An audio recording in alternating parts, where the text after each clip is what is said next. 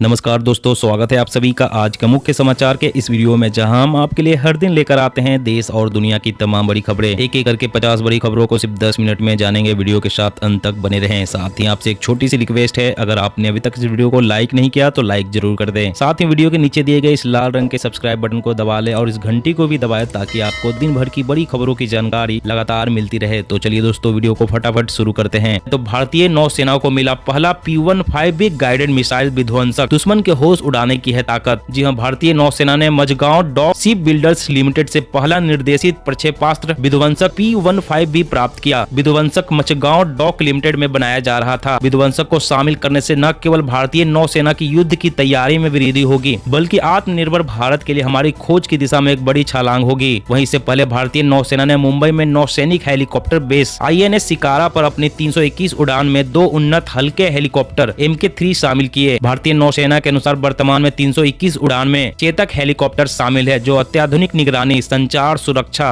और उत्तरजीविता उपकरणों से लैस है, जिससे दुश्मनों को कड़ी टक्कर मिलेगी। और अगली बड़ी खबर की बात करें तो छात्रों की सुरक्षा को लेकर स्कूलों की जवाबदेही तय करने के लिए केंद्र ने जारी की गाइडलाइन। लापरवाही बरतने वालों पर होगी कार्रवाई। जी हां, केंद्र ने बच्चों की सुरक्षा के मामले में स्कूल की जवाबदेही तय करने के लिए नई गाइडलाइंस जारी की है। गाइडलाइन का पालन नहीं करने पर जुर्माना लगाया जा सकता है। यहाँ तक कि स्कूलों की मान्यता भी रद्द हो सकती है। कहा गया है कि स्कूलों को एक सुरक्षित बुनियादी ढांचा देने, समय पर चिकित्सा सहायता मुहैया कराने, छात्रों द्वारा रिपोर्ट की गई शिकायतों पर त्वरित कार्रवाई करने, डराने धमकाने की रोकथाम करने, शारीरिक दंड, भेदभाव और मादक पदार्थों के सेवन का उपयोग रोकने और कोविड-19 दिशा निर्देशों को सख्ती से पालन करना होगा है। और अगली बड़ी खबर की बात करें तो इस राज्य में इलेक्ट्रिक वाहन खरीदने पर नहीं देना होगा कोई टैक्स और रजिस्ट्रेशन फीस। ईवी को बढ़ावा देने के लिए लिया गया फैसला। जी हां, उड़ीसा सरकार ने घोषणा की है कि वह इलेक्ट्रिक वाहनों के लिए मोटर वाहन टैक्स और रजिस्ट्रेशन शुल्क में पूरी तरह से छूट देगी। इलेक्ट्रिक वाहनों को तेजी से अपनाने के लिए प्रोत्साहित करने के प्रयास में यह कदम उठाया गया है। कहा कि राज्य सरकार ने सभी प्रकार के बैटरी से चलने वाले वाहनों के लिए मोटर वाहन टैक्स और रजिस्ट्रेशन फीस में 100% छूट की अनुमति दी है। अपनी ईवी नीति के माध्यम से राज्य सरकार 2025 तक बैटरी से चलने वाले वाहनों के कम से कम 20% रजिस्ट्रेशन प्राप्त करना चाहती है और राज्य में ऐसे वाहनों और उनके एलिमेंट्स के निर्माण को बढ़ावा देना चाहती है। और अगली बड़ी खबर की बात करें तो आप सिम पोर्टेबिलिटी की तरह जब चाहे बदल सकते हैं। LPG डिस्ट्रीब्यूटर्स, रसोई गैस सिलेंडर बुकिंग की दिक्कत हुई खत्म। जी हां, केंद्र सरकार उपभोक्ताओं की सहूलियतें बढ़ाने के लिए लगातार काम कर रही है। इसी कड़ी में अब रसोई गैस उपभोक्ताओं को LPG सिलेंडर भरवाने के लिए गैस डिस्ट्रीब्यूटर खुद चुनने की आजादी मिल गई है। बता दें कि अब तक ग्राहक सिर्फ तय डिस्ट्रीब्यूटर से ही गैस सिलेंडर भरवा सकते थे। अब इंडियन ऑयल कॉर्पोरेशन ने LPG सिलेंडर की बुकिंग के लिए नई व्यवस्था शुरू कर दी है। इसके तहत ग्राहक टेलीकॉम सर्विस प्रोवाइडर की तरह LPG गैस वितरण की सर्विस पसंद नहीं आने पर जब चाहे रिफिल पोर्टेबिलिटी का फायदा ले सकते हैं। इसके लिए इंडियन ऑयल ने वन ऐप नाम से मोबाइल ऐप बनाया है। अगर किसी डिस्ट्रीब्यूटर की रेटिंग खराब हुई तो ग्राहक आसानी से दूसरे रसोई गैस वितरक का चुनाव कर सकते हैं।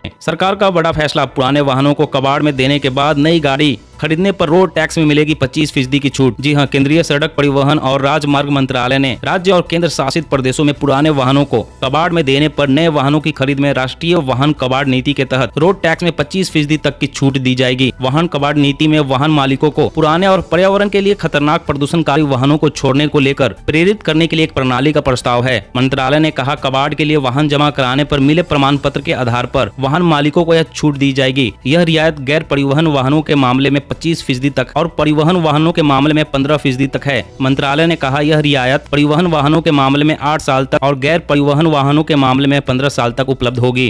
और अगली बड़ी खबर की बात करें तो कोरोना वैक्सीन लेने के बावजूद डेल्टा वेरिएंट से संक्रमित होने का खतरा 8 गुना ज्यादा, नई स्टडी में किया गया दावा। जी हां, कोरोना वायरस का डेल्टा वेरिएंट कोरोना वैक्सीन ले चुके व्यक्ति को भी संक्रमित कर सकता है। नेचर जर्नल में प्रकाशित एक स्टडी में कहा गया है कि डेल्टा वेरिएंट में वैक्सीन से बनी इम्यूनिटी को भेदने की क्षमता पुराने वेरिएंट से 8 गुना ज्यादा है। शोधकर्ताओं ने यह भी कहा कि कोरोना वायरस से डेल्टा संस्करण उन लोगों को फिर से संक्रमित करने की 6 गुना अधिक संभावना है। शोधकर्ताओं का कहना है कि डेल्टा वेरिएंट के पास इम्यून रिस्पांस को चकमा देने की क्षमता कोरोना के अन्य वेरिएंट के मुकाबले कहीं ज्यादा है। शोधकर्ताओं ने कहा कि डेल्टा वेरिएंट वैक्सीन से पैदा हुए इम्यून रिस्पांस को मूल कोरोना वायरस के मुकाबले चकमा देने की क्षमता 8 गुना है। कच्चे माल की कमी से भारत में महंगी होगी दवाइयां। चीन में बिजली संकट से आ रही समस्या। जी हां, चीन में छाया बिजली संकट का असर अब फार्मा उद्योग उद्योग पर भी दिखने लगा है। वहां से कच्चे माल की सप्लाई में भारी कमी के चलते फार्मा इंडस्ट्री पर संकट के बादल छा गए हैं। आपूर्ति में किल्लत के चलते साल्ट के दाम आसमान छूने लगे हैं। इसका असर दवाओं की कीमतों पर भी पड़ेगा। कारोबारियों का कहना है कि ज्यादा पैसे देकर भी फार्मा उद्योग को कच्चा माल नहीं मिल पा रहा है। ऐसे में आने वाले दिनों में दवाइयों के दाम बढ़ने तय हैं। अमृतसर में फार्मा की बड़ी इंडस्ट्री है। यहाँ पर करीब 40 यूनिट चल रही है। इन्होंने बताया कि कच्चे माल की 90% सप्लाई चीन से होती है, मगर वहाँ पर बिजली संकट के चलते कच्चे माल की सप्लाई नहीं होने के कारण फार्मा उद्योग में करीब 30 से 40% उत्पादन कम हो गया है, जिसके चलते जल्द ही दवाओं के दाम बढ़ेंगे। और अगली बड़ी खबर की बात करें तो ट्रेन से सफर करने वाले हो जाए सावधान, यह नियम न मानने पर लगेगा 500 रुपए का जुर्माना। जाने ताजा गाइडलाइंस। जी हाँ, देश में कोरोना का कहर कम होने के बाद धीरे धीरे जरूरी गतिविधियों को इजाजत दे दी गई है। वहीं रेलवे ने भी समय समय पर त्योहारों को देखते हुए विशेष ट्रेनें भी चलाई है, लेकिन नियमित ट्रेनें फिलहाल शुरू नहीं हो सकी है। रेलवे की तरफ से सफर और रेल परिसर में रहने वाले लोगों को लेकर गाइडलाइंस जारी किया गया है, जिसे एक बार फिर 6 महीने के लिए बढ़ा दिया गया है। रेल मंत्रालय की तरफ से जारी नए दिशा निर्देश के अनुसार ट्रेन में यात्रा के दौरान या रेलवे स्टेशन पर मास्क नहीं लगाया तो 500 रुपए का जुर्माना देना होगा। रेलवे ने इस दिशा निर्देश को अगले साल 16 अप्रैल तक के लिए बढ़ा दिया है।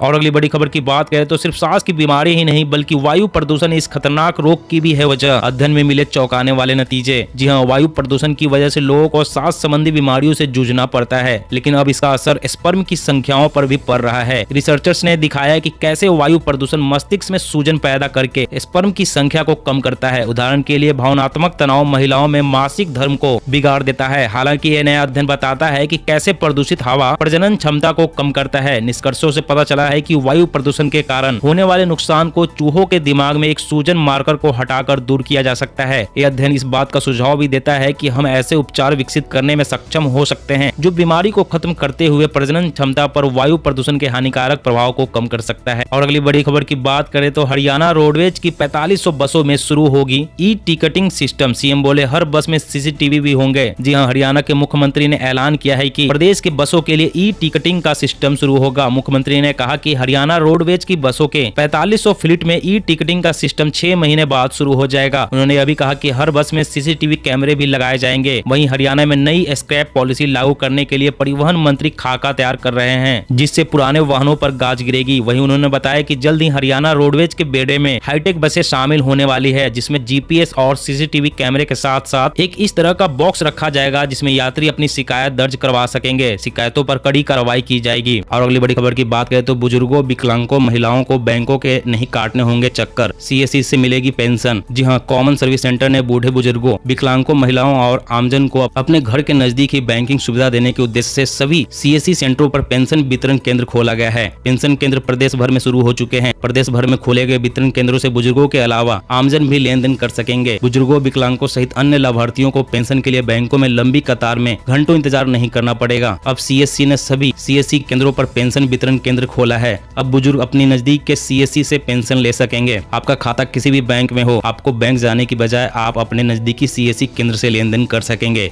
और अगली बड़ी खबर की बात करें तो महिलाओं के खिलाफ अपराध की शिकायतें 46% बढ़ी। सबसे ज्यादा मामले यूपी से। महिला आयोग। जी हाँ, इस साल देश में महिलाओं के खिलाफ अपराध के मामले में काफी ज्यादा बढ़ोतरी देखी गई है। जनवरी 2021 से अगस्त तक यानी साल के शुरुआत के 8 महीने में महिलाओं के खिलाफ अपराध की शिकायतें पिछले साल इसी अवधि की तुलना में 46% ज्यादा आई है। महिलाओं के खिलाफ अपराध के मामलों में उत्तर प्रदेश के हालात सबसे खराब हैं। यहीं से सबसे ज्यादा शिकायतें हैं। राष्ट्रीय महिला आयोग की ओर से बताया गया है कि देश में महिलाओं के खिलाफ अपराध की जो कुल शिकायतें हैं उनमें से आधी से ज्यादा अकेले उत्तर प्रदेश से है। महिला आयोग ने खुद को मिलने वाली शिकायतों के आधार पर यह जानकारी दी है। और अगली बड़ी खबर की बात करें तो यूपी में नकली शराब की बिक्री पर कसेगी नकेल। दुकानों पर लगेगा पीओएस मशीन। बियर शॉप से होगी अभियान की शुरुआत। जी हां, उत्तर प्रदेश में नकली शराब की बिक्री पर लगाम लगाने के लिए आबकारी विभाग जल्द ही शराब की दुकानों में पॉइंट ऑफ सेल यानी पीओएस मशीनें लगाने जा रही है। आबकारी विभाग ने पहले चरण में बियर की दुकानों को पायलट प्रोजेक्ट के तौर पर चुना है। यह सिस्टम अगले 2 महीनों में राज्य भर में करीब 7500 बियर की दुकानों में स्थापित किया जाएगा। एक बार स्थापित होने के बाद बियर की प्रत्येक बोतल और शराब की दुकानों पर स्थापित पीओएस मशीन के माध्यम से स्कैन की जाएगी। जैसे ही मशीन द्वारा क्यूआर कोड स्कैन किया जाएगा, संबंधित बोतल के बारे में सभी जानकारी आबकारी विभाग के सर्वर पर ट्रांसफर हो जाएगी। और अगली बड़ी खबर की बात करें तो चीन में ऐसे पैसे मांगते हैं भिखारी, देखकर आप भी चौंक जाएंगे। जी हाँ, एक और चीन अपने यहाँ गरीबी पूरी तरह से खत्म हो जाने का दावा कर रहा है, तो दूसरी ओर वहाँ भिखारी ज्यादा आधुनिक होते जा रहे हैं। वे ई वॉलेट के जरिए भीख मांगते हैं और लगभग हर महीने हजारों रुपए कमा रहे हैं। आपको बता दें कि चीन में तकनीक काफी उन्नत है, तो लोग कैश की बजाय आमतौर पर कार्ड लेकर चलते हैं। चीन में डिजिटल क्रांति के बीच भिखारी भी आधुनिक हो चुके हैं। वे अपने साथ ई पेमेंट की सुविधा लेकर चलते हैं ताकि कोई छुट्टे पैसे न होने का भी बहाना न बना सके।